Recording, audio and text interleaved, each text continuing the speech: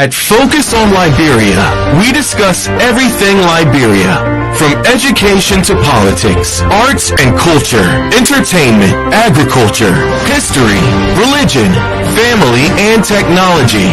Focus on Liberia uncovers and showcases the best of Liberia and shows the world the truth about Liberia.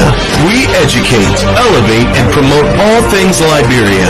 We conduct interviews, panel discussions, debates, and more. Tune in to Focus on Liberia on Facebook and YouTube and be a part of the stories that make up the news. This is Focus on Liberia, and I am Panelists. Ladies and gentlemen, welcome to another edition of On Point. Oh yes, today is a special day. Liberia is on fire. News about Liberia is on fire.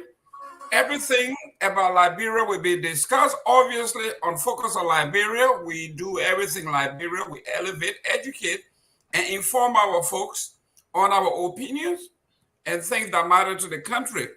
With me today are, as usual, Mr. Padmore, Mr. Benjamin Frenier, and I have with me, obviously, Mr. Jimmy Eastman, and all the way from the Northeast, I have Mr. Dualu, my Bassa brother, ready to rock and roll. Gentlemen, we have a great show today. Let's get ready to rock and roll. You have a platitude of events and things that we're going to be talking about, from Prince Johnson to Idara Dillon, still a national threat to national security.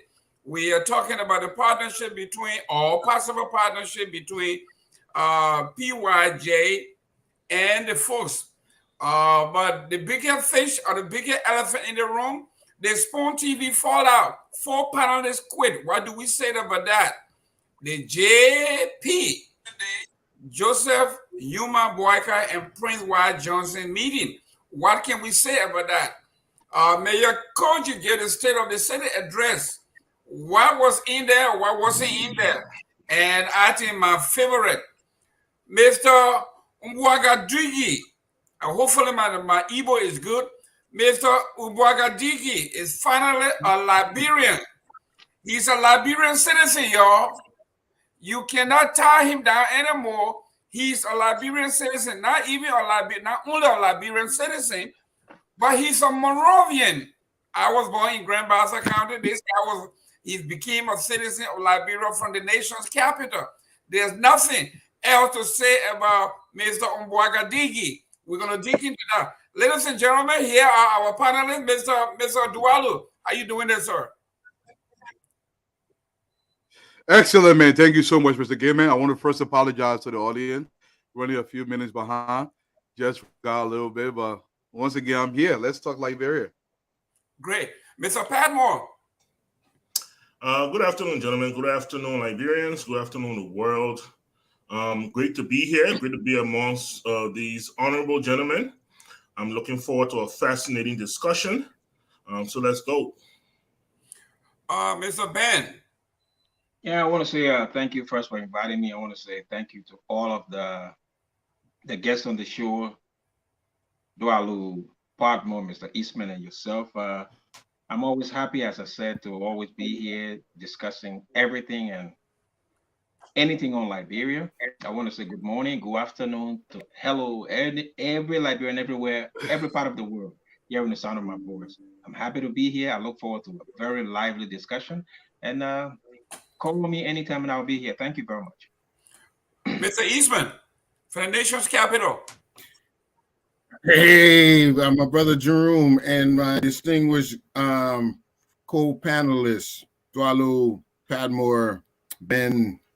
As you know, our country is at the fork of a road. Where do we go? Do we continue with much of the same, or do we take another direction? These are critical issues, and one way to help guide our people is to bring knowledge to them, bring information to them, so they can make an informed decision. I think we have a hell of a responsibility. And it's a pleasure and a privilege to be able to be here with you guys talking about these issues. Great. Ladies and gentlemen, please do us a favor and share the show personally. on your wall and in your personal contact. As you know, our station is under suspension by Facebook. So for the next 30 days, we may not be able to get our notifications out. So please share the show in your mailboxes. Let's go from there. Let me first of all look at some of those folks who are tuning early today. We got Joe Tewitt, we got Jeremiah Nimor, we got Ali Bakayoko, we got Sua Mapu, we got Duarte, we got Jane Glennis. Glennis is here. Glennis G. Jr. is here. We got Mr. Wito. We got Pale Orito Woleto. We got Holly D. We got Abraham Political Magic Tyler. Ladies and gentlemen, welcome. Please share this show. It's going to be vibrant. This is something that I have been waiting for all day to talk about. Let's start with a diplomat here. This is serious. Let's go with the first on here. And I have said it, this is a real Greek tragedy. Those of you who went to classical education, you know what it is when we say a Greek tragedy. Something that befalls a person, usually it happens when you bring it upon yourself or have something to do with it. So we are going to fast forward to a major event that happened lately. It's been going on for a month, but it comes to a crescendo now. The spoon fall out. We, Mr. Padmore, Ben Fennell, Mr. Dualu, and Mr. Eastman, we have always said it, that if you are going to be a gentleman that preaches equity, you have to come with clean hands, even though nobody is perfect. But when you hold someone to a standard that is higher than anybody else, then you yourself needs to be brought up to that particular standard or even above. So here we are. We've been calling, how could this be possible that the federal government of the United States have indicted somebody? And we all know the numbers. The federal government's conviction rate is 99.64%. That means your chances of beating the rap is almost zero mathematically.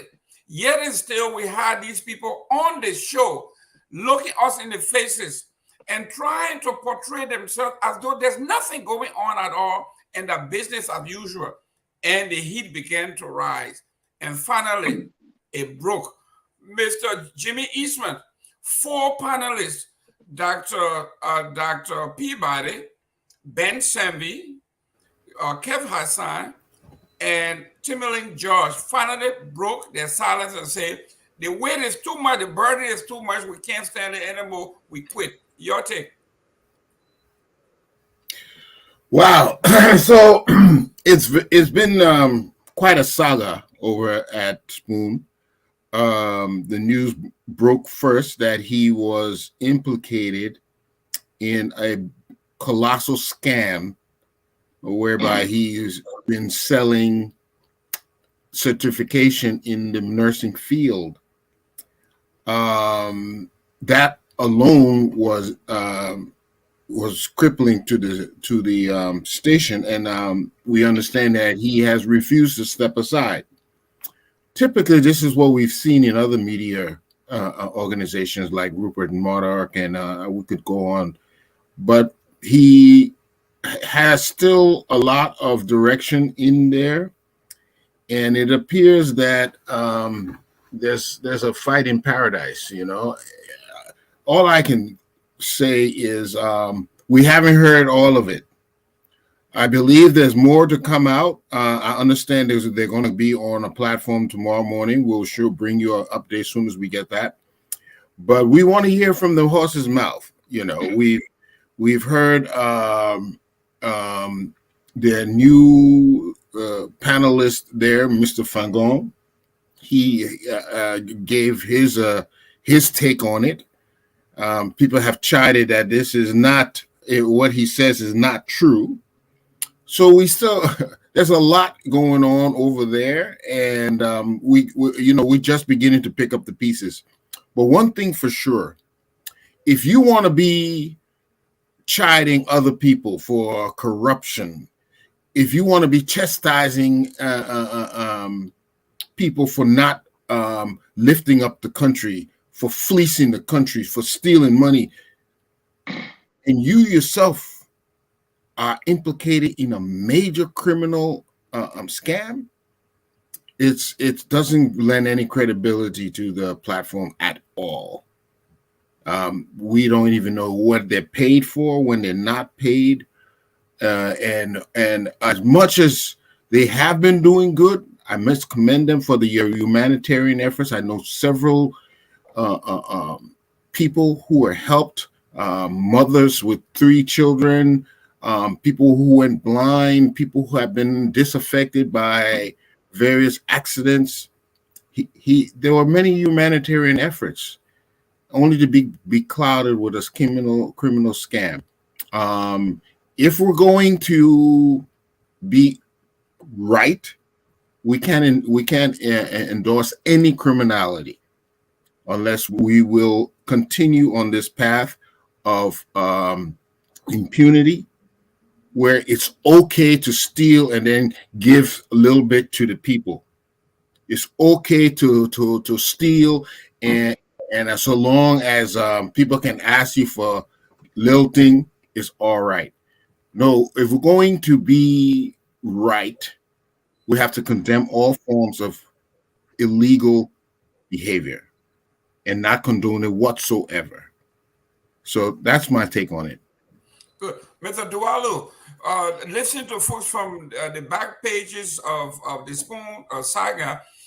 They said there was a heated argument among the staff when they asked Mr. Witherspoon to relinquish all authority and power and leave. The question he asked was, if I relinquish everything, are you guys willing to pick up the tab, to pay the bills, to carry on? And there were nobody within the chat room that could afford to carry the burden as big as it is with the spoon. And the idea here, like in America, they say, he who pays the piper calls the tune. Mr. Dualu. Look, let me say this to you. First and foremost, I don't know what you're saying is true or not, and I'm not going to go off of that, but I'm going to say this. I want to speak to what we already know. Stanton's decision to go to court, I think that decision is being made very poorly, because Stanton feels if he goes to court, perhaps he's going to buy some sympathy. The American jurisprudence doesn't care about that. They care about the law. The probability that Stanton will walk away from there is extremely small. But I'm going to say this, with the guys getting away, I think the main reason why those guys decided to back away from this network, because they don't want to be implicated in any way, shape, or form. I think this is a foundational reason why they're backing away. Because now, you got to remember now, the FBI actually tapped Stanton's phone.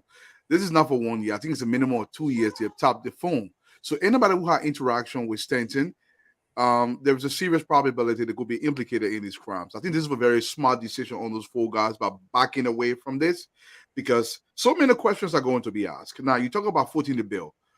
Stanton was, look, I don't know what Stanton is depending on. You can have all the best lawyers in the world, but if the evidence is overwhelming, as it seems, because remember now, there were FBI agents that were planted in these schools to follow these guys, to make sure what they were doing, that they were fully aware of this.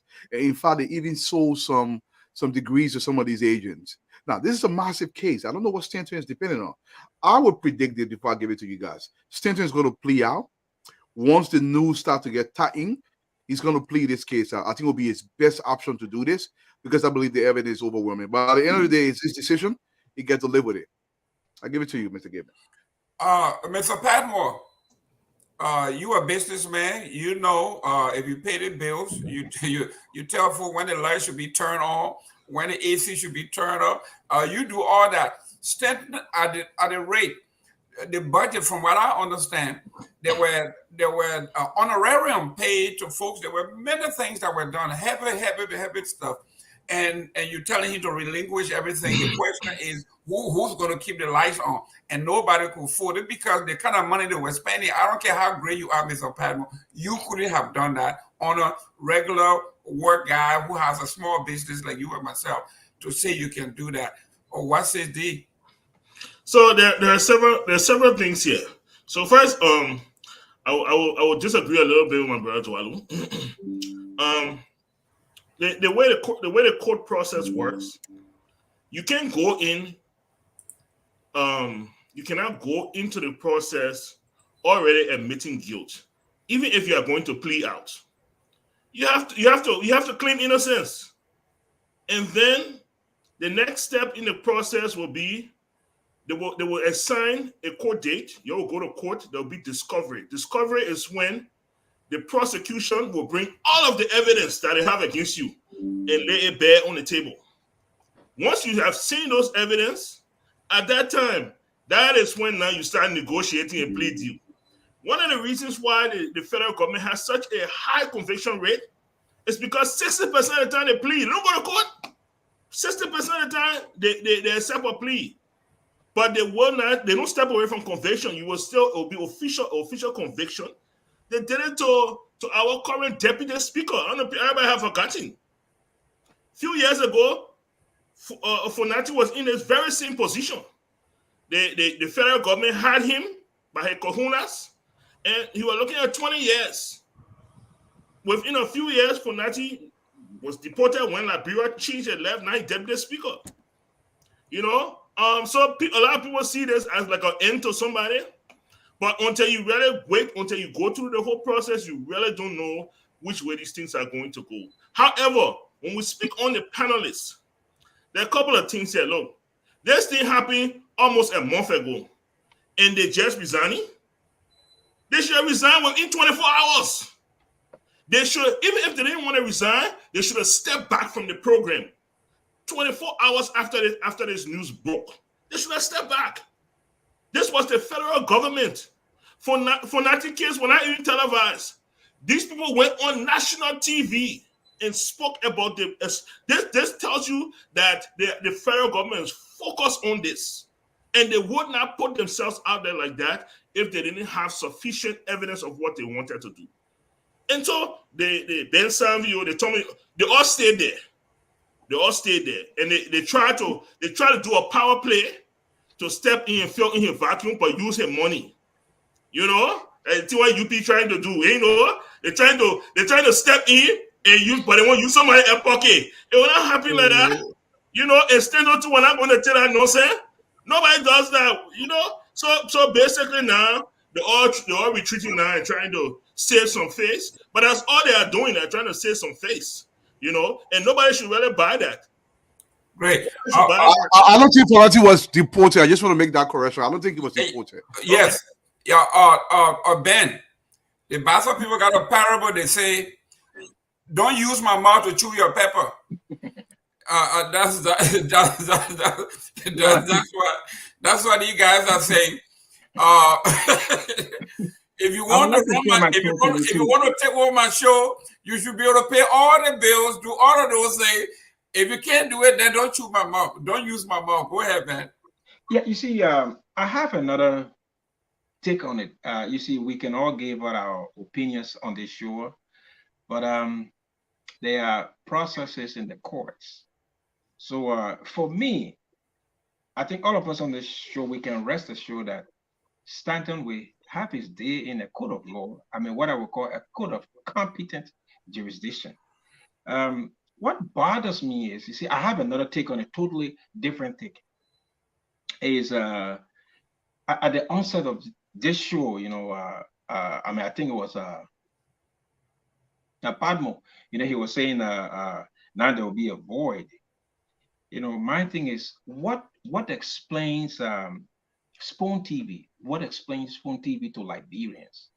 How do we interpret what we just witnessed? How can we even interpret Spoon's ascendancy?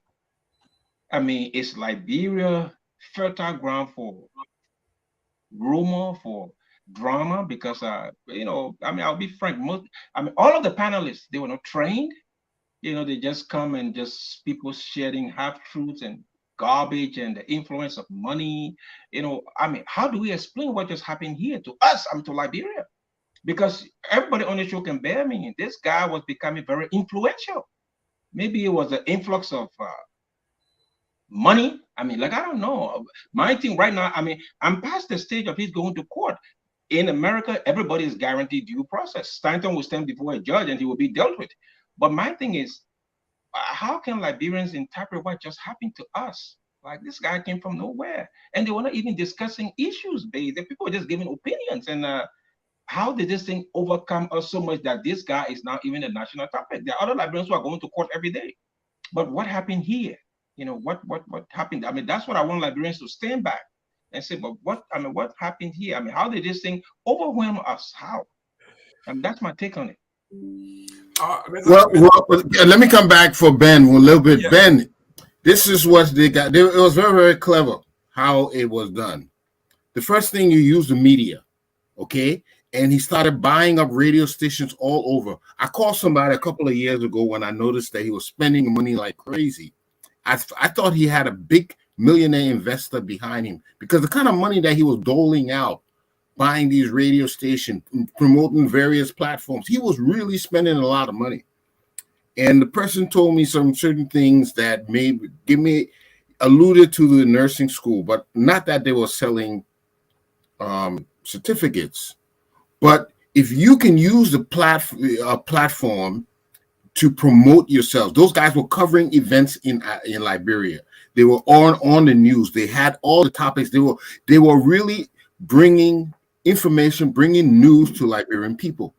That's how they grew so quickly, and they appeared authentic, and they appeared factual, and they were all over the place. Can you imagine the finances you have to use to film every occasion that's going on in you have to pay people to go there. You have to pay for film time. The number, according to Stanton himself, was a minimum of $30,000 per month.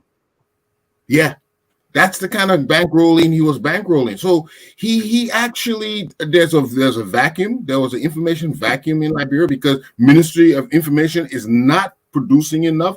We've heard people on they said why the Ministry of Information, and they say they're budget strapped. We've heard all kinds of stories. So there was a vacuum that he stepped into, and that is how they grew so popular.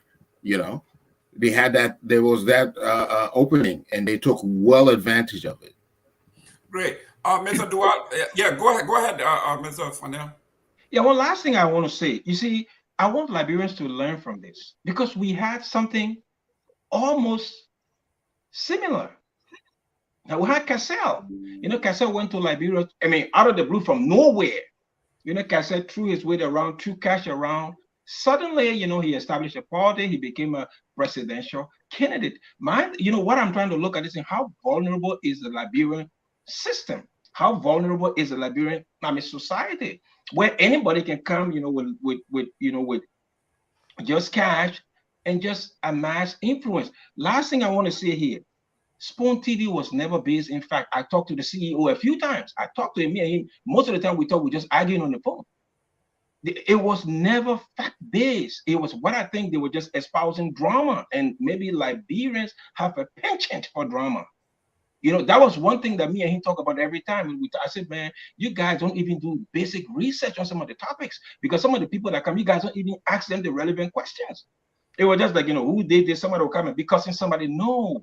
So it wasn't fact-based. My thing is, we all should learn from these experiences so that these things don't repeat themselves. Because like, how it gets, I mean, I'm afraid, because, you know, people can come from anywhere and use cash, violence, and take over the society. So I think this is something that Liberians should say, no.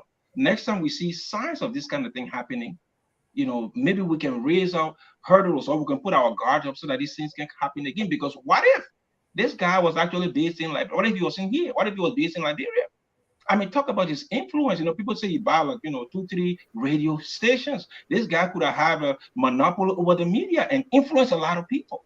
So, you know, I'm just saying, like, we should learn from this experience and use it to build up, you know, guardrails so that this kind of thing can repeat themselves. Thank you. You know, but I said, Ben, wait a minute, Ben, I love your point. You're making an excellent point here. We are so vulnerable. Anybody spending money around, we're ready to lie down, prostrate for anything. That is why people like Nwabudike, who'd never even been a Liberian, was almost our election commissioner. Yep. Anybody you see just giving money, so you're ready to sell the country, you're ready to sell your mom, your sister, all to the person. We, as much as we have problems, We don't have enough money, but we can't afford to sell ourselves. If we make a mistake, just like Ben is indicating, we could sell ourselves to the devil and never be able to return. This is an important thing that Liberians got to learn. Everybody who giving money don't mean it correct. And do not sell yourself just because they're giving you money. I think that's a very important thing. Mr. Padmore, I'll be coming to you, but Mr. Dualo, real quick, this is a little twist to this. Does being found not guilty mean innocence? Not necessarily. Not necessarily. Because what happened is being found not guilty, it just shows that the evidence was not beyond reasonable doubt in many instances. Now, it's okay for you to say that, but this is a federal system. Being found not guilty carries a much higher bar in many instances, even though it appears the same thing. Because the thing is, the way the federal government operates, they can sue the federal government if it charges somebody fraudulently. So the federal government goes the extra mile to make sure when they're bringing charges against you, they have sufficient evidence to substantiate the claims that they are making. However, if Senator is found not guilty, great, more power to him. It will be great for him. He will be saying, listen, I didn't do anything wrong. But given what we know, the probability is very slim. I don't see it, and I hope the brother gets up if he gets up legally, and that'll be great for him. I mean, he got money to pay the lawyers, but let's wait and see. Let's wait and see. But Mr. Gilman, I want to say this before I give it back to the guys. Look, on the issue of influence peddling in Liberia, this is not just something that we have to talk mutually about. Our society is for sale. That means our cultures, our traditions, and everything we hold dear. Even our own families, our children are for sale. When you allow somebody to come into your house and that person can swing the decision whatever way they want because they throw $20 around, it's extremely dangerous. Extremely dangerous. We continue to do this over and over and over again. Look, this is why I'm telling people on the CDC administration, Mr. Gay Man, allow me to make this point. It will make you angry a little bit. When President Weah takes state resources and goes into villages across the country, and he's currently budgeting close to $14 million to tour around, you are insulting the people. This is dangerous for our society. We have laws against this, but nobody enforces the law. It's a dangerous thing, and I just want to make that point. I'll give it back to you guys. Mr. Padmore. You know, I was headed where Dwali was headed. You know, we're looking at this. Then it's raising the alarm concerning people coming from outside. Don't be looking for outside when you need to be looking inside first. This government, that is the platform this government is running on. They are not running on policy. They are running on cash. The Liberian people cash. Every time the CDC has a rally, we see new money flood the market. Correct. When they were chasing Dillon with Tifa, they introduced the 500 note. When they had their 1 billion man march, they introduced the 1,000 note. The CDC is using the Liberian people money against them to entrap them. And so as we are focused on the outside, we also have to be focused on what's happening in the house and how that is being used. You know, I've heard a lot of things, and I'm listening to you guys. I'm here, you know, you're talking about people coming with cash, and they are unscrupulous people, they've ill-gotten means. I've heard many words thrown around, like Coca-Cola seller, or he was just in a system, or he did. The Liberian people will get to know what it takes to be vice president of Coca-Cola and be that, to be such a person. The Liberian people will get to know what it takes to be successful in America. And when they go to Liberia, without a blemish, they will get to value that. Then the other little boys running around here, stealing money here and there from federal government and running to Liberia. We don't want to hear it right now, Ben. Running to Liberia to go flash. You know, nothing. We used to see the little BM guy there. When they go and shoot, then they come running to Liberia with the small money and flash it. We've seen Mr. Cummings, Alexander B. Cummings, he been in Liberia, going close to 10 years now, consistently being a man of integrity and showing this is the way forward. People just have to grab onto that and start running behind all this fake diamond and fake gold and stuff like that and look at a man of substance. I'll give it back to you guys. Mr. Cummings is the most cash violent person in Liberia that I know of. So don't come out here and say that. Let me respond. He got robbed right in single, right on the man got robbed $70,000 of his own money, and he didn't say nothing. Yeah, go ahead, Ben. I don't want to even answer that man because he's the chair of the violence in Liberia. Dwalu made some very good point, but Padmo just threw dust in the air. Padmo, what is happening in Liberia constitute what I call a combination of factors. Look at the big image in terms of what is. Okay. The image that just frozen. That is dominated. That is dominated by the opposition. A legislature that is dominated by the opposition. This year, as we are speaking right now, George Weah has $700,000 for humanitarian activities in his office. He's not running an NGO. But guess what happened? In the legislature that is dominated by the opposition, that budget is going to pass. So you see, if you look at it, you have to say, this is a systemic problem. It's a systemic problem, I'm telling you. We have to look at every facet of it. You just said something good right here. George Weah is spending money all over the place. What about someone, a legislature saying, but let's call it GSC. Can we conduct lifestyle audits on some of these people in terms of how much money they are spending? Their income, don't line up with their lifestyle. But you have lawmakers that are mostly from the opposition bloc, sit down there and all these things happen. So you can't blame. We have a government that has 3 separate but equal branches. Why are the other branches not holding each other accountable? So don't look at it just one place. And let me tell you the last thing. Cummings has exhibited very poor leadership. This man he shouldn't be even mentioned if we are talking about leaders. He cannot even manage his own ANC. He cannot even manage his own CPP to the extent where now he has a personal CPP. I mean, come on, man. I mean, let's be honest here. Thank you. Great. Ladies and gentlemen, hopefully this is not true, but if you're in the Atlanta area, I was just informed that our former president, Jimmy Carter, has just passed. If it's true, our condolences to the nation, to the Carter family. But Mr. Eastman, let's go to number 2 here. We have spent enough time on this here. The PYJ and Joseph Boakai meeting. We have to scrutinize this. I know, and I'm glad that Mr. Dualo is here. Dualo is from, like the ANC people say, he's from the past. I'm talking about way past, way back. We can go way back. Oh, we can scrutinize what's going on here because the people from way back, they said a dying horse got this terrible kick, the final kick. And this man is desperate. This old man is desperate. He is the Paul Biya of Liberia. You know Paul Biya from Cameroon? They brought him to the African summit. They tore him. And set him down. He said, where am I? Why am I here? Who are these people? Old man is senile. Mr. Isma, you are more diplomatic than I am.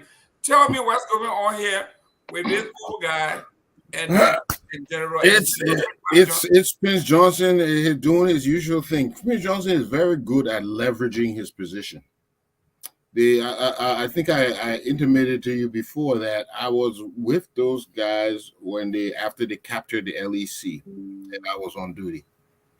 And even while they were in the bushes, that guy was leveraging his position with the U.S. and whoever he was contacting with, and he maneuvered until he got to the port, took the port, and brought in ECOMOG. And he's very good at maneuvering. He's very good at it. He's been doing it throughout. So now that he and the CDC have not come to an agreement, he's free to go where he wants to go. So he's going to leverage his position to gain favor with who he decides to back up. In the end, he might eventually go back to CDC, but this is what he does. He's very diplomatic in that aspect. He knows how to leverage his little position, but he knows how to gain the most out of it. He's been doing it for years, and he's seasoned at it now. So I don't know. It may be he may be from way back, but he's still relevant.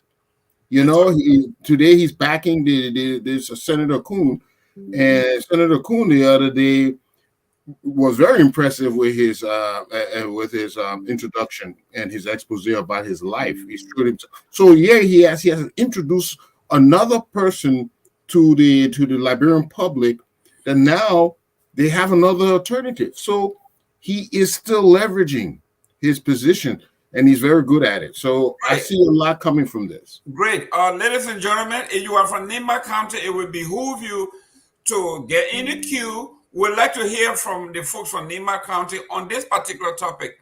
What is Prince Johnson to the Nimayans? How is he standing? Who is he? Is he the godfather of all the smart people in Nima County? Is one man say he owns them? Is that true? We'd like to hear from him. Mr. Dualu, a few months ago when Prince Johnson was sanctioned, everybody was telling George Weah, including Mr. Kuhn himself, that it would behoove us, or everybody, to not do business, not even be seen in public. And Mr. Kuhn himself said he wants to come to America and someday want to expire for being president, and he did not want to go toe-to-toe with the U.S. embassy or the U.S. government. Now here we are. Prince Johnson have personally picked him and said, this is my heir apparent. Everything that you have for me, do it for him. Yet, Mr. The VP, former VP Joseph Boakai, had gravitated, brave enough to have taken photograph and done a press release.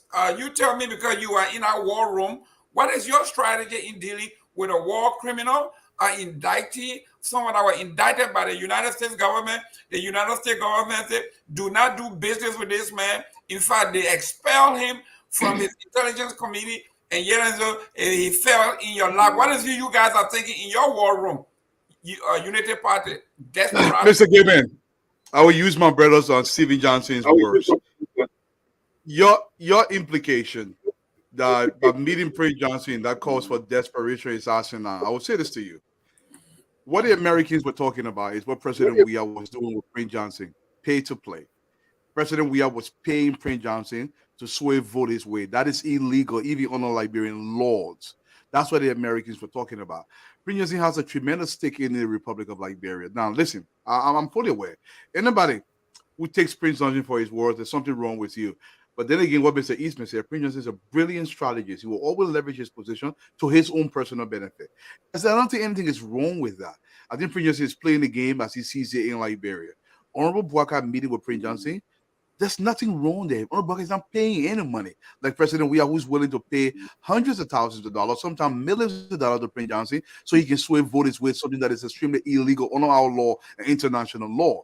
This is what the Americans are talking about. The Americans understand that Prince Johnson is a Liberian citizen. Of course, he's going to interact with other Liberians, given what that interaction is. Going to see the VP, it's an interaction between two Liberians. There's nothing wrong with that. I don't see much wrong with it. It's after the fact. Now, unlike President Weah, who is willing to pay thousands of dollars, he's same people. President Weah has literally, there are reports, has literally gotten on his knees to beg Prince Johnson to sway his way. This is dangerous for our country. Now, you call him a war criminal, you call him a murderer, and I hope Prince Johnson listens very carefully and understand what the CDC is doing to him. Whatever influence he has in Nima County, it should go far away from the CDC people. And I'll give that back to you. Ben, you are in this race to win it. Like the former mayor of New York used to say, Mayor Cash, to win it, you got to be in it. I'm not in it. I will never be president. Mr. Pablo will never be president because he's not in it. Dualo will not be, he's not in it. Mr. Ismail cannot win it because he's not. But you are in it to win it. Talk to us about the dangerous collaboration that's going on between a man who had lost the election. He's 90-some more years old, doesn't know when he was born. He's senile, and now we are seeing here, he's trying. When they said a man is drowning, he will hang on to even leaf that is floating by. I think Joseph Boakai is now trying to hang on to a leaf, not even a branch, but a leaf. Go ahead. Yeah, you see, sir, when we discuss Liberia, my expectation is honesty and fairness. To see in 2023, Joseph Boakai even attempting to open what I call a nexus with Prince Johnson, it sickens me. You know, Prince Johnson is an icon that reminds us that our society is stuck. He's a vivid reminder of where we are and how we got here.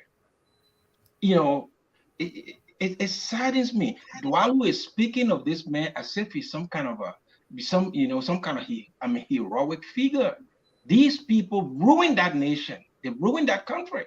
I will tell you this: we had differences in Liberia, fair enough. A war, a brutal war, was not the way to solve it. We are where we are. We had the TRC. It recommended this man for prosecution.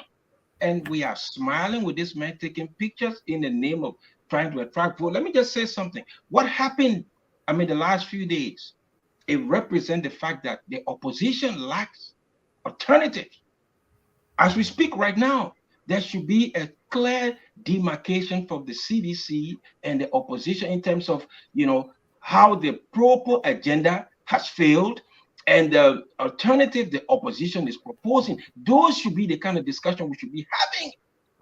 These people are telling us about their personal quest for power. What happens to Liberia?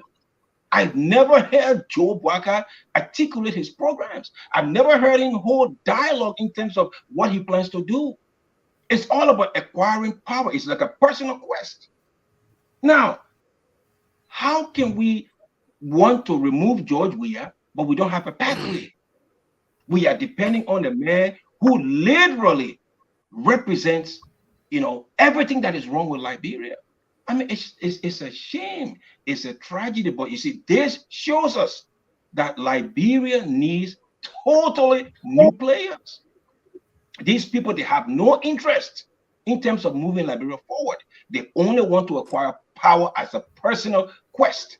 And that is wrong. You can't go to Prince Johnson. We are discussing Prince Johnson 2023. There's something wrong with us. There's something wrong. Boakai will do himself a lot of good if he never meets this man again and make sure that he showcases his programs and his agenda to the Liberian people who he wants to convince to vote for him. This is not the best alliance to form. It's not. And the last thing I want to say, so Ismail said, Prince Johnson is maneuvering. Mr. Ismail Dwalu, if we are aware that this man is maneuvering, playing games, and the man is still playing games on us, there's something wrong with us. This man cannot maneuver. He is not strategic. He's not strategic. He's only acting because he finds himself in the Liberian environment. In the Liberian environment. Sierra Leone, their TRC made sure even if you fought for the government, you were held accountable.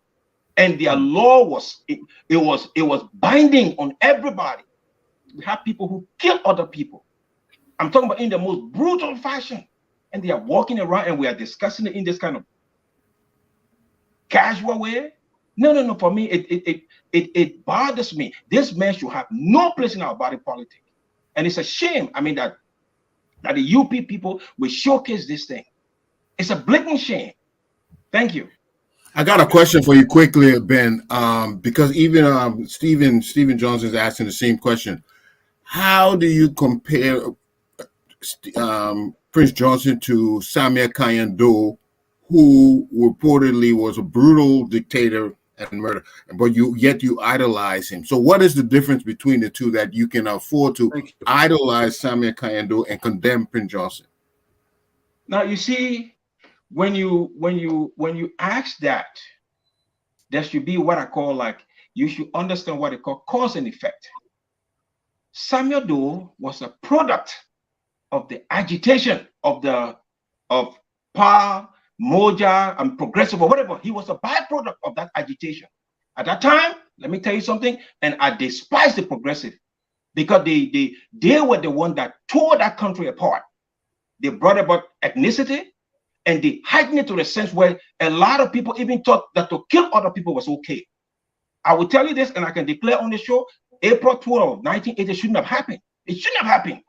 Liberia needed change, but that was not the way we had to change our country. We don't have to kill people to change the country. No. Yeah, but you're not answering the question. You're not answering the question. Hold on a second. Now let's come to Doe. Overthrow the government. Okay, something happened. I will tell you this. Now we have rebels. Rebels invading the country. Invading the country. It's not a coup. The rebels, they said they went to Libya, went to Sierra Leone, went to Burkina Faso, invading the country. And you don't want the government to react to that? You don't want them to react? Not the reaction. It's the crimes committed against Liberian citizens in Nima County. Did you know this? Listen. Crime against Nima County? Crime against Nima County? Do you want the speeches? Do you want the excerpts from Boakai himself? Bring the speeches. Bring the speeches because you don't have them. Mr. Dualo. Doe was a liberator in a true sense. Okay? So don't compare Doe with. You don't have them. You cannot compare Doe with Prince Johnson. Doe and Prince Johnson were both murderers, Mr. Gayman. Listen to this. Listen to this. They are in two different categories at all. So we're not even going there. Mr. Padmore, when we are talking about one thing that your government, your team talk about. What government? I'm talking about your team that want the government in waiting. I know how you call it, government waiting. From your mouth to God's ears. Yeah, you said government in waiting, and we in the CDC say you will continue to wait. But this is what we are talking about here. We talking about the next generation of leaders. You're talking about Cummings. You're talking about Weah. You're talking about Moneyba. You're talking about yourself, Dualu, Mr. Fanel here. We're talking about the next generation. But in the Bassa tradition, they say you sweep the dirt from outside and you're taking it inside the house. That's what we're doing with Joseph Boakai and Prince Johnson. These are people of the past, the relics, people that should be going out. Y'all want to bring them in, not you now, because I know you're trying to sweep them out and make sure that they don't even come back anymore. But Dualo is saying that there's nothing wrong with the two dirt bags. I would call them political dirt bags. They are out the door. This man, as young and brilliant as he is, he relegates his future to the past. What do you see in that photo when you saw a feeble man that could barely stand? He leaned against the table to shake hands. And you saw the killer, the murderer, he called himself the defender of Nima County.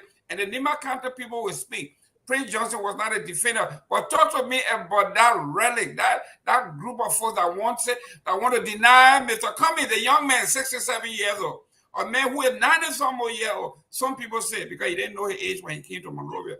We want to say this. Tell me, why will we bring those two relics back to say you are the future? Is Prince Johnson the future of Liberia? Is Joseph Boakai the future of Liberia? Talk to me.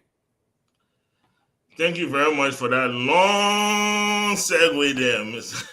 Look, the fact of the matter here is that 5 years ago, Prince Johnson was the darling of CDC. Prince Johnson was the hero of CDC. Prince Johnson was everything that CDC wanted. The CDC used Prince Johnson for a second round victory. That was the only thing the CDC added to the plate in the platform from the first round to the second round. It was as simple as that. Today, they have fallen off. They're making fuss. Then everybody else now is the bad person. Joseph Boakai is a politician. He's being a politician. That's the reality of the situation. You can get all into your emotional feelings, but he's being a politician. He understands the landscape. And that's what he's doing. He understands that in order to govern, you have to win. All that other yama thing you're talking about, that's all it is. In order to govern, you have to win. If If and when Prince Johnson stops having influence in Nima, nobody will meet with him. Do you see people running around to meet with other people? No, but they understand the influence, and that's what they are doing. We have to grow up to this. This is politics. It is politics. Now morally, does it look good? No, it does not. You know, the first thing is that it wasn't public. The discussion wasn't public. Usually, when two leaders meet like that, what they do after the meeting is that they face the press and they give a synopsis of what was discussed. So at least the people understand, oh, okay, this is what the two people talk about. That was not done. I think you know that did not do UP justice, because what it did was it created a vacuum where now people are filling it with speculations on what was discussed, you know, and all we are left with is a picture. But Joseph Boakai is doing what Joseph Boakai has to do, you know, that's what it is. But when you talk about manipulation, you have people like Ben Kofa here. You know, the common saying like brothers, for everybody protect their own rogue, right? That's exactly what Ben doing here today. He protecting your own rogue. Oh no. Prince Johnson is a bad person. Samuel Doe was, I mean, come on now, he was a victim. Yeah, Samuel Doe was a victim, right? Is that what you're trying to settle that people today? When he went on LU campus, August of 1982, that was Prince Johnson are saying that. When he did the Nima raid, 1983, look, Samuel Doe is what created Prince Johnson. If you will make the proclamation that the progressive created Samuel Doe created Prince Johnson. Okay? Samuel Doe left us with Prince Johnson. Correct. Because he targeted the Nima people. He ostracized the Nima people. You don't do that as a leader. You embrace all people, even the people you have the most difficulty with. You embrace the people, you try to work with those people. That is the lesson we need to learn from this. You embrace the people, you try to work with the people. Okay? Until we stop protecting our own devil. Until we stop protecting our own devil, like what Ben Listen, guys, listen. Mr. Pat, Ben, I'll be next to you. Mr. Dualo want to chime in here before we hit him hard. Go ahead. Yeah. Look. Every single time we talk about Prince Johnson and Samuel Doe, we have to give this disclaimer. We shouldn't have to. I've admitted 1 billion times these were both murderers that should not be in the body politics of Liberia. But we refuse to hold people to account. So now we keep going in circle. Look, let's stop this nonsense. We're not old. Most of us are old enough. I was born 1977. And I'll tell you this, Mr. Gayman. You go up, you come down. Doe was a dangerous man. Look, if General Kwangba, one of the greatest Liberians in my book, I believe General Kwangba was a great Liberian, if he commits a crime against Samuel Doe, it should be between Doe and Kwangba, and not the people of an entire county, most of whom are absolutely no understanding what was happening between the two men. We know this, and we continue to shield this, and Ben needs to stop this. Prince Johnson is a horrible human being. He should not be in politics in Liberia. I will repeat this. However, Doe was equally a murderer, and Brother Palmo is right. Samuel Kyan Doe created the likes of Prince Johnson, created Bodnike. He created these people in our country. And we refuse to talk about it. Say, you don't do this. The last time on the show, out of the show on another show, and I spoke about, and there were people from certain ethnic group attacking me because I called Doe a murderer. He is a murderer. We have to call teams by their names.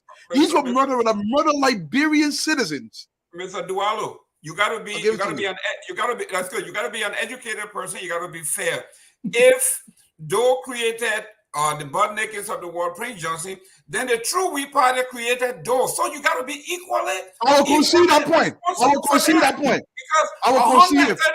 133 years of hijabity, 133 years of oppressive and the corruption at the highest level created Doe.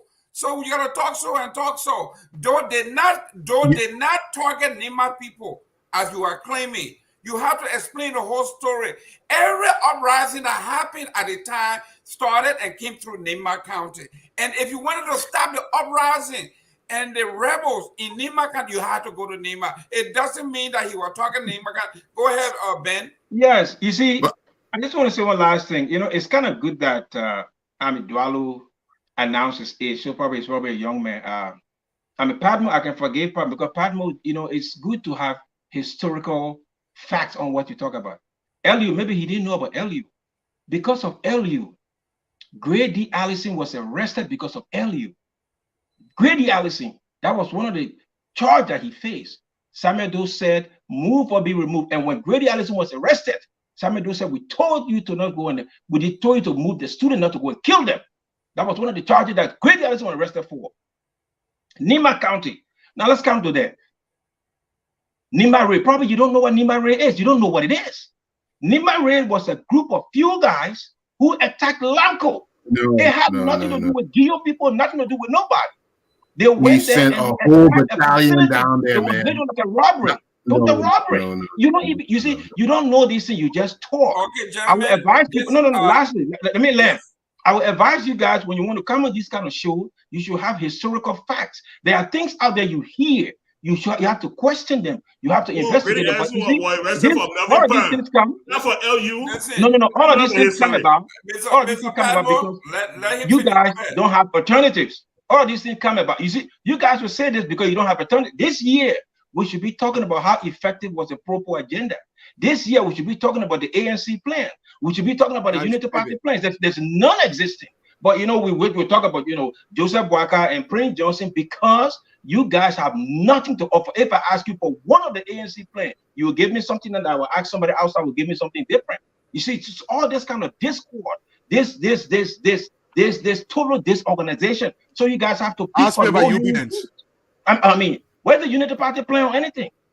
Gentlemen, 1 minute. Allow me to interject. Jerome, allow me to interject. There's something we have to. I'm not going back to that. I'm not going back. There's something we have to know. Yeah. A lot of the narrative that we're repeating today were created by our enemies.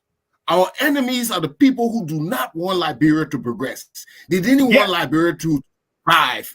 And a lot of these things that you are saying, 173 years, these narratives were created by our enemies to suppress us. Liberia survived despite being isolated from the world, beside being not given fair trade, beside being not supported by anybody. We survived, and they created a narrative when we were just coming to revive ourselves that only oppression existed. No, it was actually a union of Africans coming back together that started surviving, that started being a beacon of light for the rest of Africa that they sought to destroy. And they did it by planting this narrative that one person is suppressing another. They're all this, they're all that, whereby we were surviving together. So we have to be careful, because when we repeat this narrative, we are telling our young people we are not worth, we're not good, we can't do anything, we can't create institutions, we've been backwards all the while. We can't continue the narrative that these people created to destroy us, because now we're destroying ourselves. So we survived despite all this thing that was going on, and Liberia can still be back on track as long as we have the type of leadership and honesty and integrity that we need. Great. This is why we are here, because we know history tells us that the issues in Liberia began and ended with inequality and social stratification. We know that. There's no denying that. Let's go to number 3 here. We are talking about the mayor, the Lord Mayor, the youngest mayor in the history of Liberia. We talk about Lord Mayor Jefferson Koijee.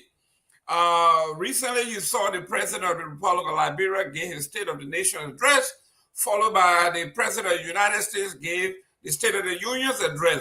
The mayor gave a State of the City address in Liberia. Ladies and gentlemen, it was quite a spectacle. Mr. Padmore, by all means, hopefully you listened to it or you have read the script. What did you think of the State of the City? If I had a copy of it in my hand, I was going to take cue from Nancy Pelosi after the Trump State of the Union. I was going to rip that nonsense off. Okay, the country is nothing but the city is nothing but a heap of garbage. It is deplorable.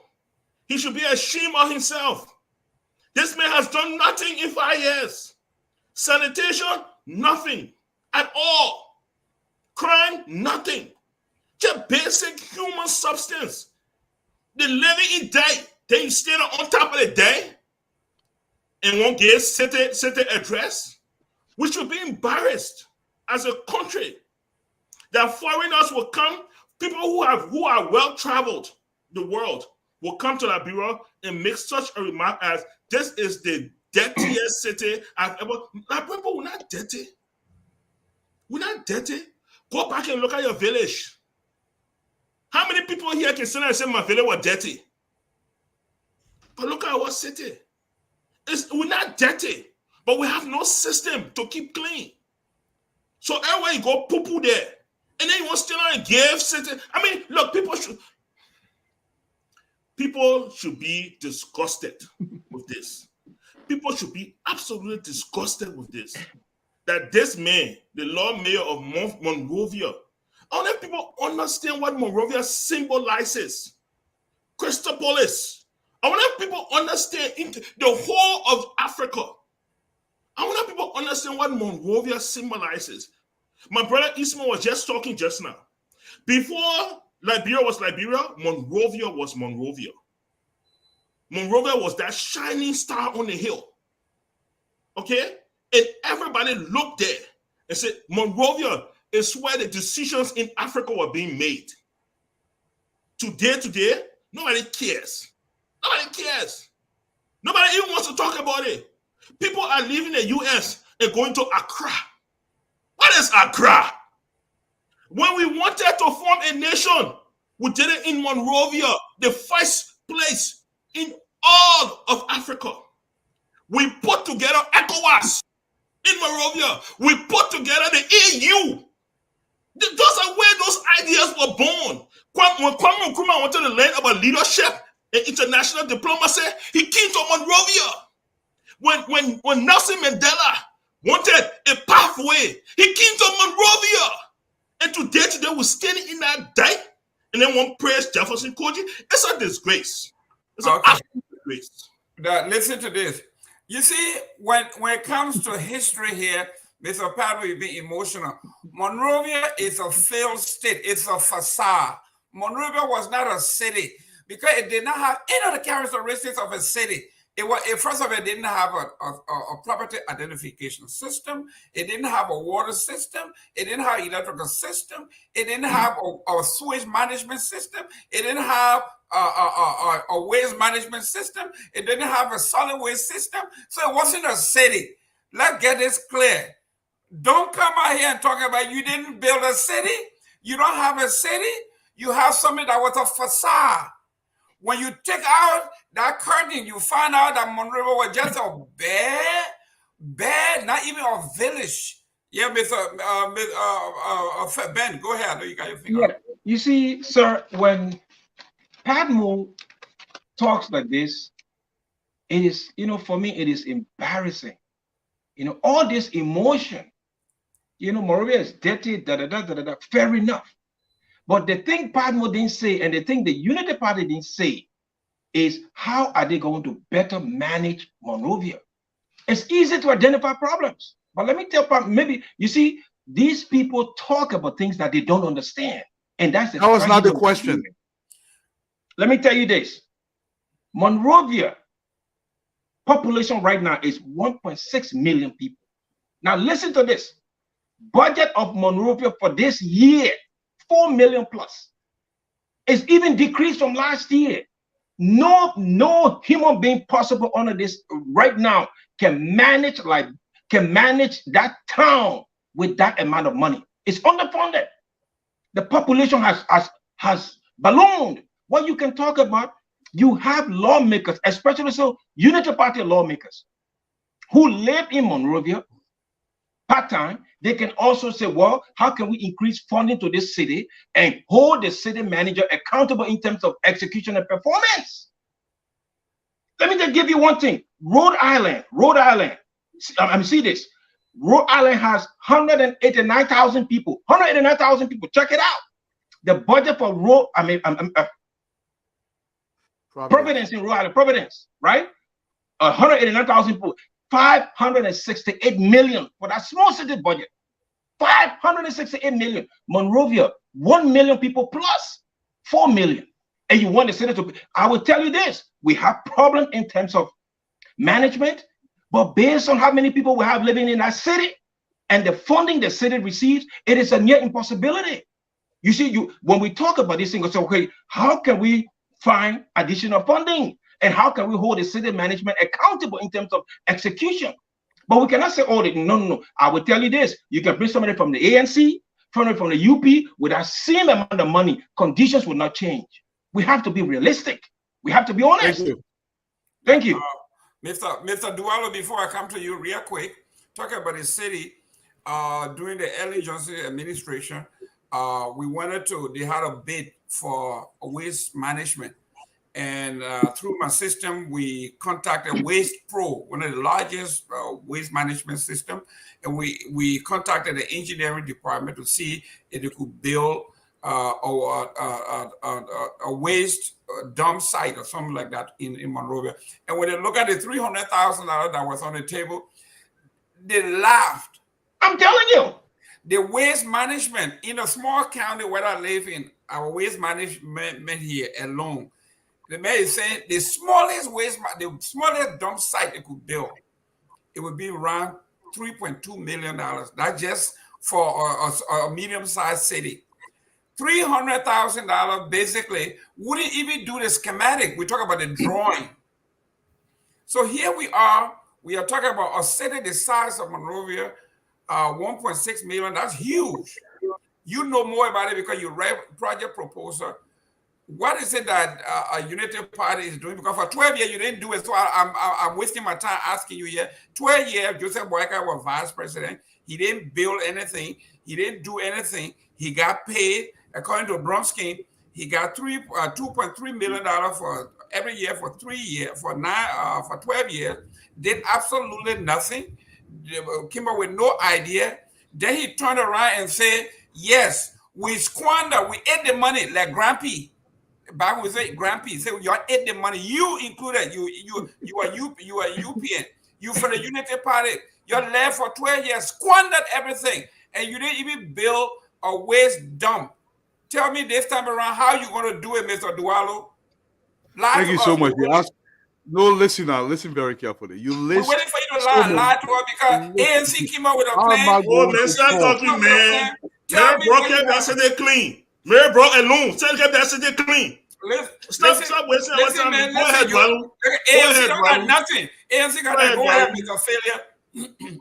Look, first of all, Ben mentioned Monrovia being approximately 1.6 million people. I concede that point. And he said he got $4 million budget. The president of Liberia got almost $20 million budget for his entire office. This is some of the problem where they're coming from. They're not allocating the money in the proper location. We understand, Honorable Koijee, we take the biggest city in our country. We give it to a kid that has not worked in the entire life for more than $75 per month. That knows absolutely nothing. You're talking about solutions. Look, I've never been affiliated with UP or anybody. I don't think I belong to any political party ever in my life that I know about. I do support Honorable Boakai. Do not interrupt me. That's a breaking news. However, Michael Padua, that's a breaking news. But listen, let me finish. I presented to your government, Honorable President Weah. I met every single one of them. I was looking for $3 million. $3 million, I will come up with $1 million. Over 3 to 5 years, I will give the government back that $3 million, and I was going to build the process in place. I will collect the trash from the city. Everything will be in my name. I will willing to collateralize their money.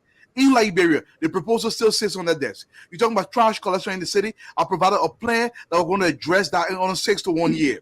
We employ 200 permanent people in the Republic of Liberia. All of that was presented to them. I'm not going to tell you the detail, what they told me, but we all know how Liberia works. This is the issue we're playing with. Whenever CDC fails to do what they're supposed to be doing, when they misallocate the budget and they give the lion's share of our national budget to literally running the government and fighting President Weah's purse and the guys in CDC, and you forget about the entire city, you allocate $4 million to a city of 1.6 million people, and you give the president almost $20 million in his budget. And you talking about why garbage is not collected in the city, and you take a person who has not run anything in his entire life. This is a man that can barely read above 9th grade. You make him the mayor of the city, and you expect results, something is wrong with us. I'll give it back to you. No, Dwalu, hold on. Dwalu, let me say this. Okay. Dwalu, when you say this, let's be fair. The budget is passed by the legislature that is dominated by the opposition and mostly by That's the unity what's party. presented. That's what is presented, man. Okay, guys, Mr. Eastman. Now here we are.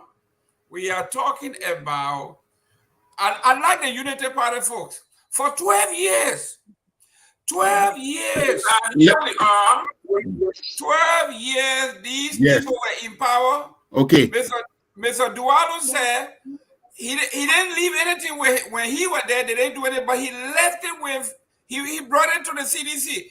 You see how I gave it to the UP too. I gave it to the UP too. Now you go. Now you coming out to clean up.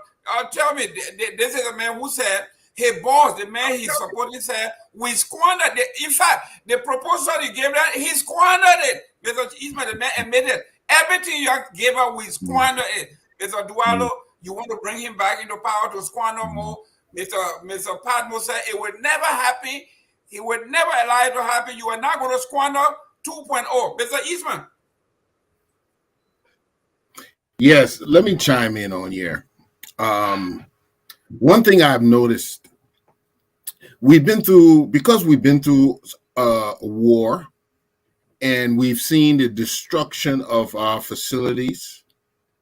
We have become adopted to another type of living. When before the war, we had running water in Monrovia.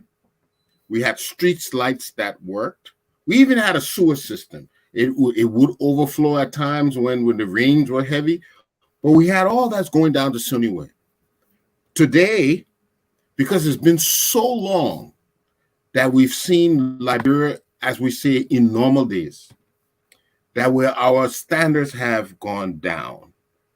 What I notice around town, we have Liberian experts, but they are not being used. And I don't believe in partisanship when it comes to not placing the most professional in the job to do the job.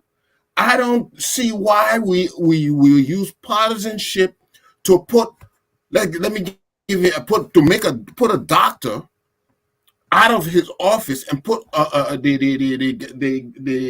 guy who works in the pharmacy, who sweeps the pharmacy, in the doctor's position. You have to have experts to do this job. Now, a young man like Koijee, I think he's aspiring, but he needs somebody who knows how to run a city in junction with him so he can learn. There's nothing, all of us went through an apprenticeship. Why would you just elevate someone without giving them the backup that they need? We see this all around. We need to put our Liberian expertise in the position that they can work. Look, let me give you another example. RIA. The airport, we have problems, planes landing, no electricity, fuel shortages. We have all these issues. So we're going to say, let's get a good manager for RIA. Who did they send? They brought a guy from here who was a tech or something and sent him over there without the requisite qualifications. Why? It's not that we don't have qualified Liberians.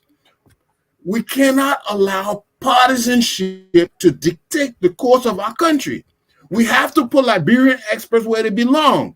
If you don't, then you will not make the progress we should be making. So when it comes to Monrovia, you see Mary Broad did an excellent job. I mean, she was commended. Okay? Why can we have somebody work in conjunction with Jeff so that he can know how to run a city? This is the mistake you make. You don't, if you want to train a young person, you put somebody a veteran, somebody knowledgeable there with him to train them, to help them get along. Then you can let them go after a couple of years. So that's the mistake. Mr. Eastman, I totally disagree with you.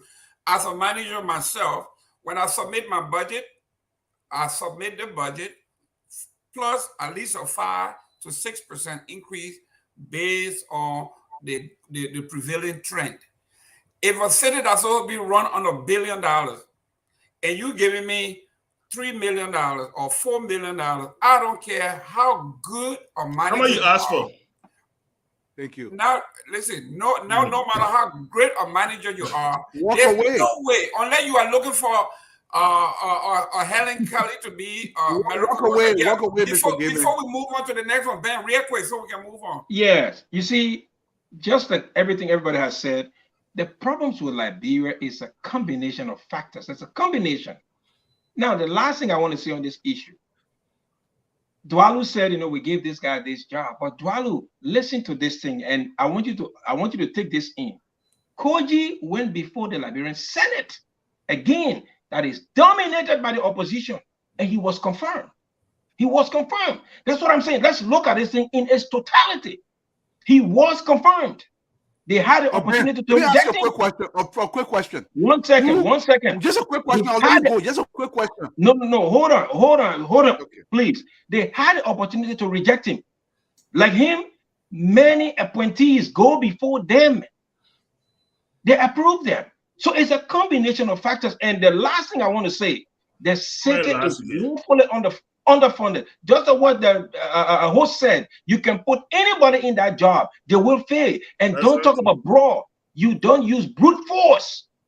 You put in system, you put in framework. That's why when brawl leaves, everything collapses. You don't rule people by force. You put in a system, a competent system. Thank you. Well, look, quick question, Mr. Gaiman, to my brother Ben. Look, I'm not taking the onus away from the legislature. They have a great responsibility in whoever they approve to go through the process. But who appoints that incompetent person? Who owns the greatest onus here? That's why the system. That's why the check and balance is there. George, they can deny. Who brought this person to the legislature? That's what I'm saying. George, we can appoint anybody, but the legislature can reject. The president has the greatest onus, correct? No. It's three branches that are equal. There you go. Three branches that are equal. That's correct. The president has the right to appoint, and it is the responsibility of the Senate to do the background. So that's correct. Now, gentlemen, let's go. We got one more to go before we go to our last year. The last one here, we don't have it, but we're going to go to it. We are talking about the conversation between the IG and Darrell Dillon. It's not scrolling across, but we're going to discuss it. The IG and Darrell Dillon got into a debate, and the debate was that Darrell Dillon poses a national security threat, an existential threat to the security of our nation. And the IG made it clear to him that Senator Dillon, you are under scrutiny, and you will remain under scrutiny because you are a threat to national security. And I agree with the IG that Darrell Dillon is a threat to national security, it's a threat to the presidency, it's a threat to the Liberian people, and he's a threat to himself. Mr. Ben, I want you to talk to me on this because I know we got a few clips here. We got 3 clips if our engineer is on site. We wanted to play, and then we wanted to play the rebuttal when Mr. Darrell Dillon retracted his statement. The idea here now, the question is, can you, as a person that poses a national security threat, come out on TV and say, I no longer meant what I said? Is that equivalent to removing that cloud over you? Mr. Fennell, real quick. Yeah, you see, like we just said on the last thing, in Liberia, it's a combination of factors that is leading to maladministration. Dillon should have been arrested. Dillon issued a direct threat. He said he will stone the president's car. Dillon even mentioned, he said, if they bring guns, they won't know where I would bring my own guns from. It's on the tape. And you cannot tell me if you make those kind of critical declarations, the next day you come and say, oh, I was sorry. I didn't. No. A threat against the convoy of the leader of the state. He should have been held accountable. Dillon should have been arrested and prosecuted fully. He should have been prosecuted for that. He issued a threat. And, for me, I'm sad that this man still walks around while we have him on videotape. declaring such a thing. So I think the IG was right to make, was right to state that he remains a threat. And I would encourage the IG to act on that by ensuring that this man has his day in a court of law. Thank you. Mr. Eastman. Oh, okay. Mr. Eastman. Mr. Eastman. Craziness. In these United States, Lunacy. If you threaten the president of the United States by mere writing, social media, I'm not saying even voicing it out, the FBI, the NSA will be at your door in a split second. And they will keep you under surveillance to make sure that that threat is not carried out. They will investigate and continue to investigate until they are fully satisfied that you are no longer a threat to the nation, to the president, or to any government official. Your take on this particular subject? Wow. Okay, so let's examine the issue.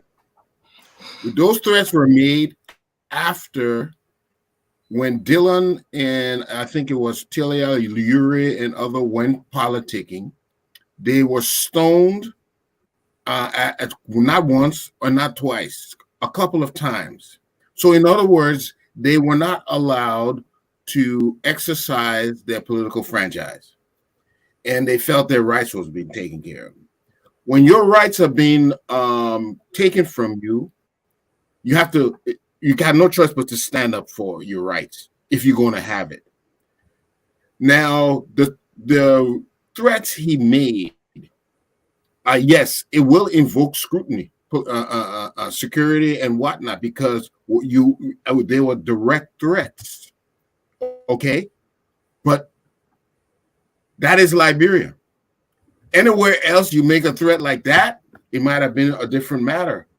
But what caused it was that one right was being overlooked or trampled on, where they weren't able to exercise their right. There should have been a better way of doing it, and I was quite surprised that nothing came out of it.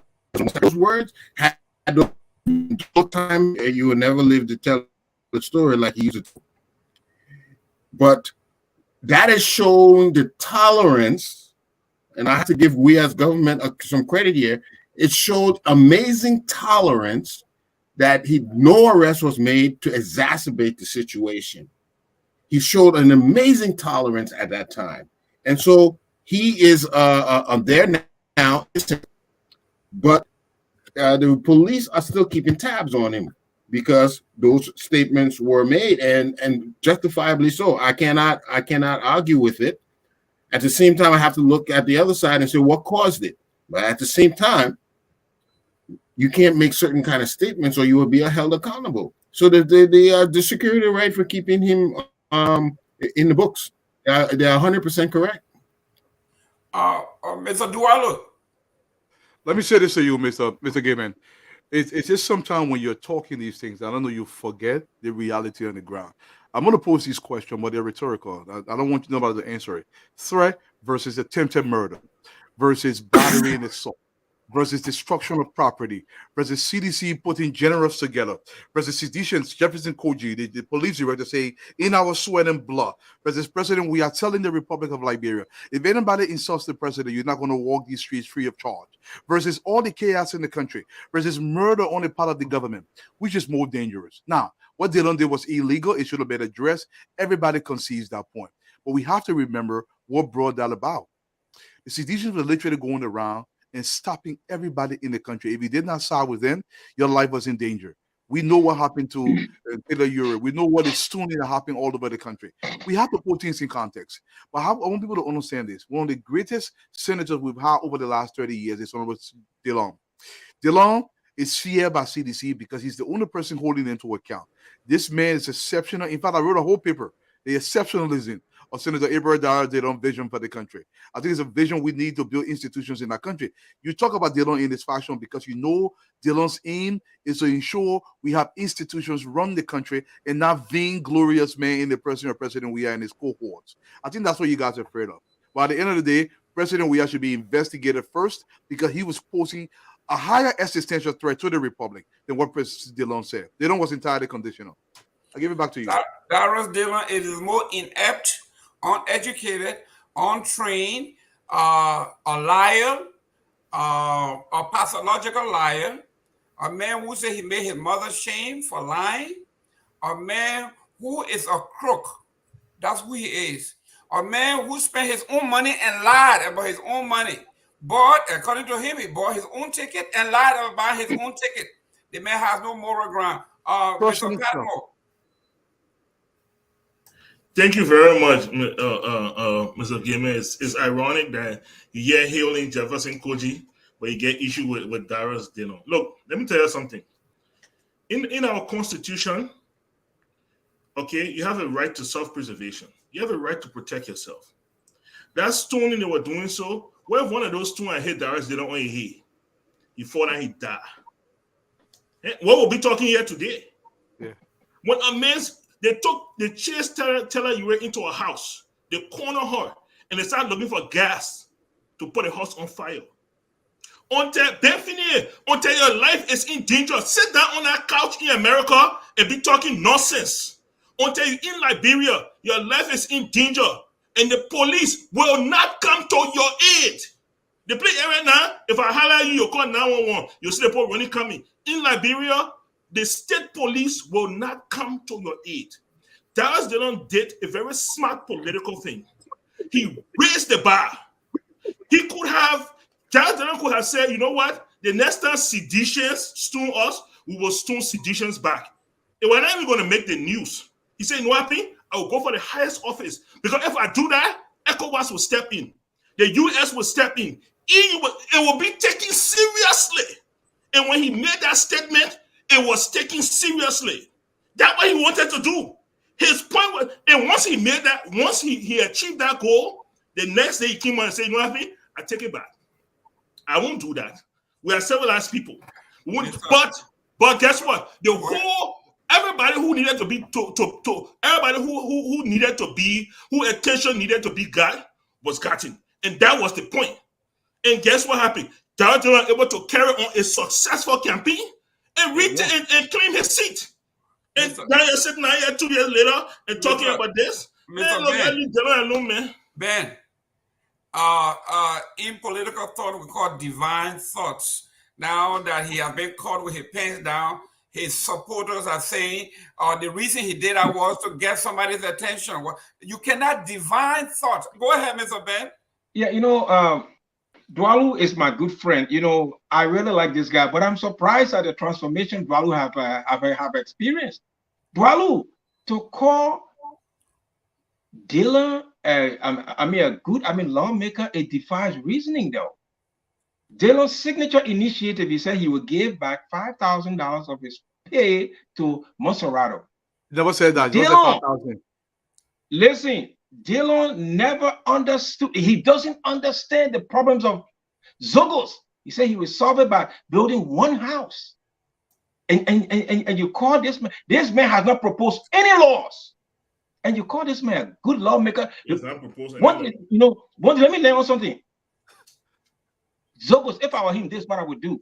Zogos, to solve the problem of Zogos, you must first do research to have an intelligent, estimate of how many we have, what the problems, and where are they located. You talk about density. You have to have all those facts, those statistics known before you draft something. Dillon built one house. So right now, we have more Zogos outside than in that one house. He doesn't understand anything.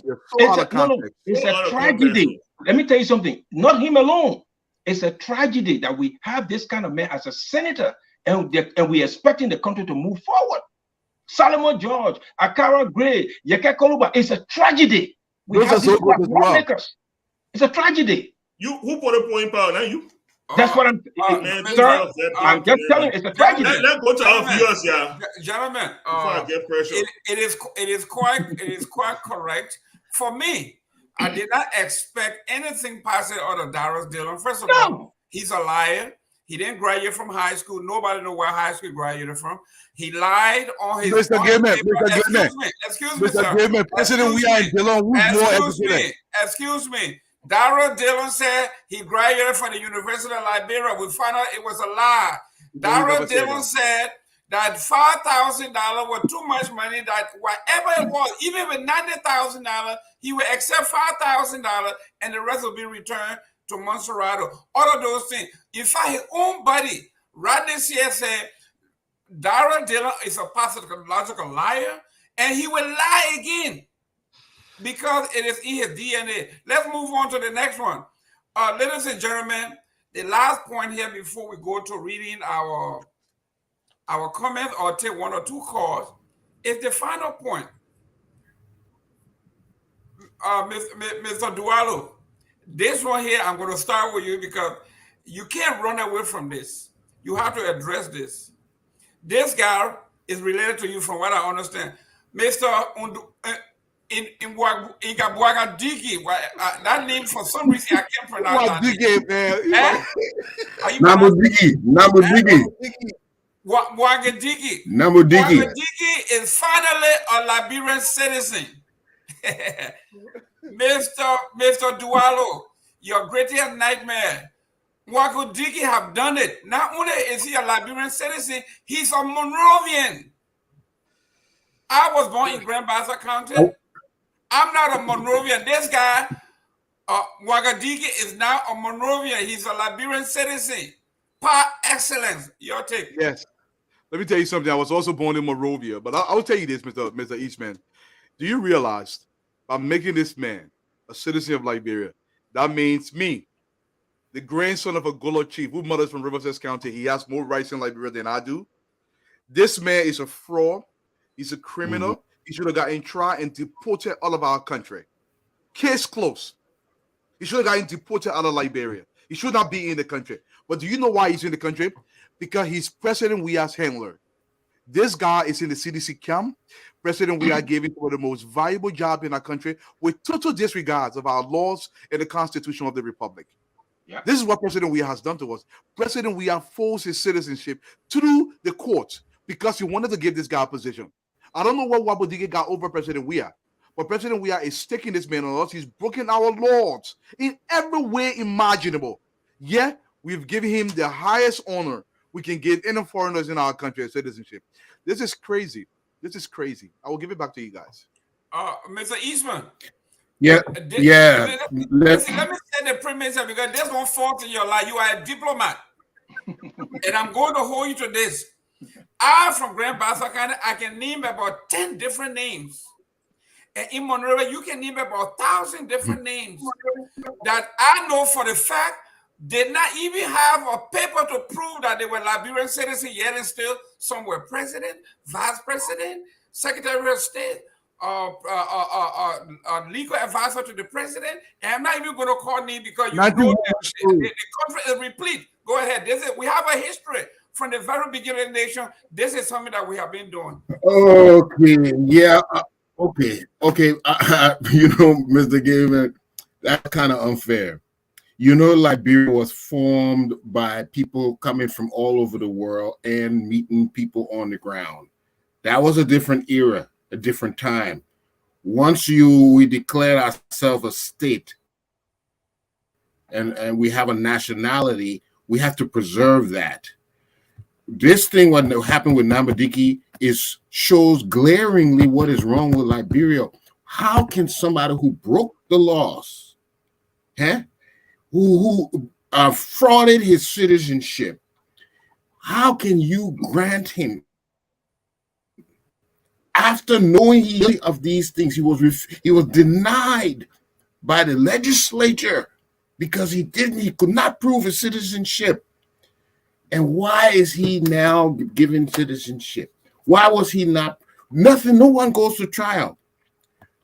Just now, the U.S. ambassador made an announcement at Cuttington the other day. He's expecting the government to process those sanctioned individuals. If we are not going to uphold our laws, I'm not saying do somebody bidding, but your own laws that you agreed to live by, if you're not going to uphold your laws, you cannot progress as a nation. We will stay like this because we don't have laws that we hold. You have to have laws and put an order, law and order, so that things will progress. If we keep allowing these things to just slip by all the time, it's okay. You can steal and it's okay. You can break this law. It's okay. You can rape somebody. You out the next. If we continue this, we'll have a lawless society. The country would just be like this. Mr. Padmore, We deserve better. Before we go there, I know Jimmy Eastman. He's a diplomat. I didn't expect him to go all the way back to the formation of the country. I'm talking about recently, and I will quote Tom over you here, and may his soul rest in peace. He says when Charles Taylor came to power and everything else, they appointed money captain. I think he was Minister of Finance. And all that. After he appointed all of these folks, I think it was either Bronskin or somebody went and told him, said, listen, we got tons of folks in this administration who are not Liberian citizens. He said, but the money captain were born here. He said, but that's not the law. And Tom Wowie said they drove money captain to Buchanan, to Upper Buchanan, to the courthouse, woke the judge up and say, swear this man in a citizen of Liberia, because he should have done that when he became of age. He never declared. So we got tons of Liberians, including Joseph Boakai. Some people say he came from Sierra Leone. We don't have a birth certificate. Joseph Boakai was born in Liberia. This guy, Kone that running out for Senate from Wapolu. Everybody knew he was born in Guinea and walked across. We all know these people. Why are we playing this? Let's go to Padmore, and after Padmore, we come to Ben. Look, here's the thing, okay? Liberia, we've been talking the same story over and over. Liberia has lacked systems, right? If you want to be citizen of Liberia, you got to be black. That's about it, okay? Many people came across. If you look at the Crown history, they have something in the Crown history called the Great Crossing. Is when the Crown people came across the Kavala. Okay? If you go to Lofa, there's the same thing. All right? That is one thing. And that is something that we can discuss. This man faked, framed, defrauded the government. He didn't just come across and born here tearing Liberians, say, oh, my tearing Liberian citizen because they're born in Liberia. No. Not only that, but when he was caught, he went and brought fake document to the national legislature and said, yeah, come on now. How do we progress? Hey? It's one thing to say, look, I came across when I was 18, I never declared. Okay? Well, when you came across, did they track you? When you were turning 18, did they find you, send document to you, say, hey, you are turning 18, it's time to declare? No. That's one thing. That's a default in the system. But when you willfully, knowingly defraud the government, this man worked for the government, was paid with Liberian taxpayer dollars. Mr. Padmore, in a position. Let me interject. In a position that was set. A point of correction. What? Joseph Boakai came across and became vice president of the country. Why are you saying about it? Isn't that a biggest defraud in the country? No. Yes, I will tell you once again. When Nwabudike was questioned on his citizenship, he never said, I came across, I'm declared. He was not truthful. He went and looked for fake documents. That is fraud. That is knowingly defrauding the government. This man should have been prosecuted. He should have been deported. Under a Cummings administration, this man's citizenship will be reviewed and it will be brought to light. He will be prosecuted. He will serve his term. And afterward, he will be deported. Simple. We'll start somewhere. Ben, you are running for president. What will you do to curtail this? If somebody came into the country, came across illegally, became vice president, put his hand up and swear on the Holy Bible that he's Liberia, he's a fraud, and he got all the position. Then we got another one that came from Nigeria. He's a fraud. We got Lebanese that are fraud. We got Togolese that are fraud. What will you do to curtail this? You know, the first thing I want to say, I agree with all of the guys who spoke. You see, it is a disgrace. You see, when we talk about this thing, let's identify ways in terms of how we can solve it. Nwabudike now can face arrest. I can tell you guys simply how.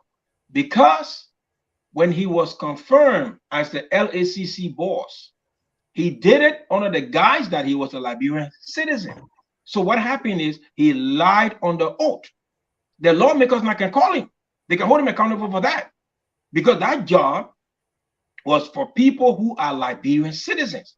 And Nwabudike, when he appeared before them back then, he appeared as a Liberian citizen. But let me tell you this shows the broken nature of our country, the broken nature of our frameworks. That's what I was just telling you guys. Most of the problems in Liberia stems from lack of checks and balance, especially so I will lay the blame on the legislature. Nobody now can be held accountable. He can be. I mean, this man is one of the worst things that have happened to our country. I mean, how can Liberians sit and allow this? I mean, this is like an international disgrace. This man was just at the doorstep of becoming our National Election Commissioner, and he was not even a Liberian. Great. So this is totally wrong. But let me tell you what I would do. Right, there you go. Every Liberian will have a birth certificate, a recognized birth certificate. Let me tell you this: if you cannot have that, we have a system in place where two people can vouch for you. They can notarize it. But everyone will have a birth certificate. And every house, even if it's a zinc house, it will have an address on it. We have to keep track of everybody because everything is so broken down, so loose. That's how foreigners can come in the country and claim to be Liberians. And even under Liberian law, we can't even prove them as because we don't have a sufficient or a competent database system of our Liberian citizens. So, you know, this is a disgrace. But let me tell you this, what I would do, I will prosecute him to the fullest, and it will be demanded that he refund every penny he received. I mean, this man is a criminal. Great. Ladies and gentlemen, I am a Bassa man. So everybody that came to Liberia, I hosted you. So I'm going to send all of you guys back home, and you can come and reapply. Mr. Eastman, we're running out of time. I got Bassa heritage too. I don't want to say anything. But let me tell you the truth. The Gola one, the fight one there.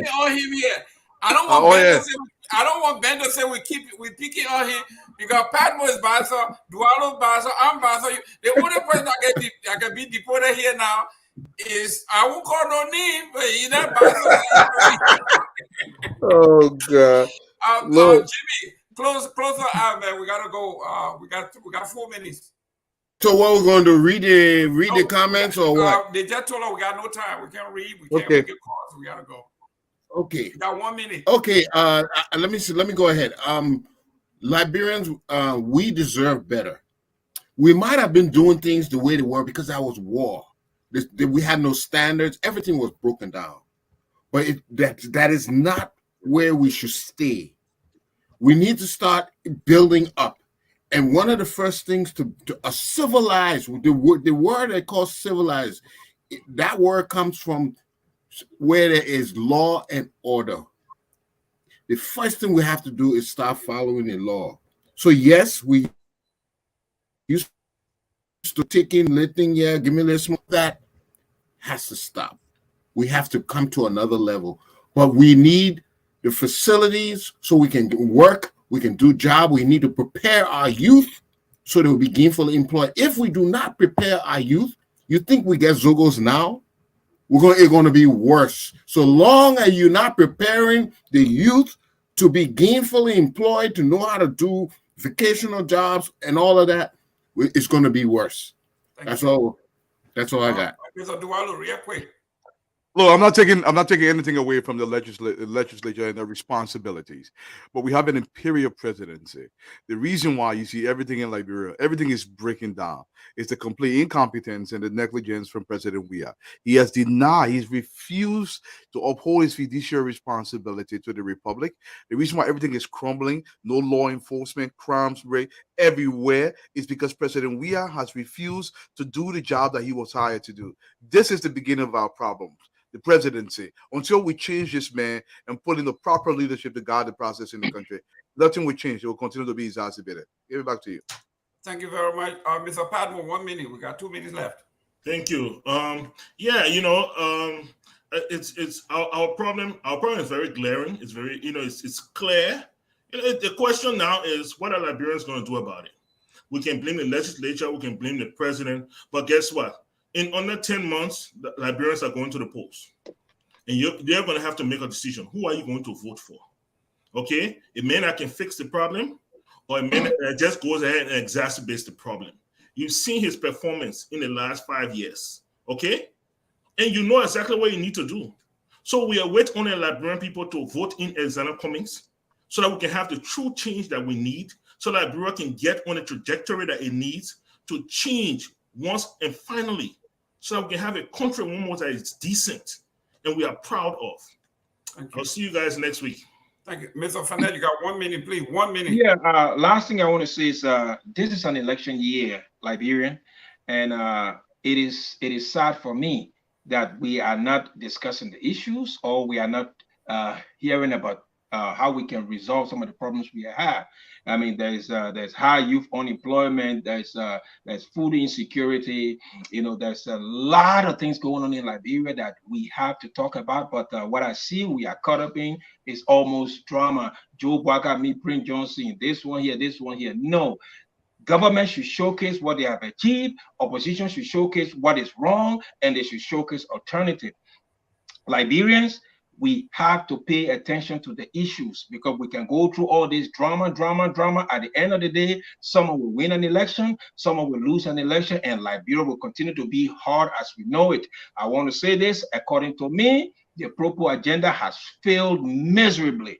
The CDC administration do not deserve a re-election.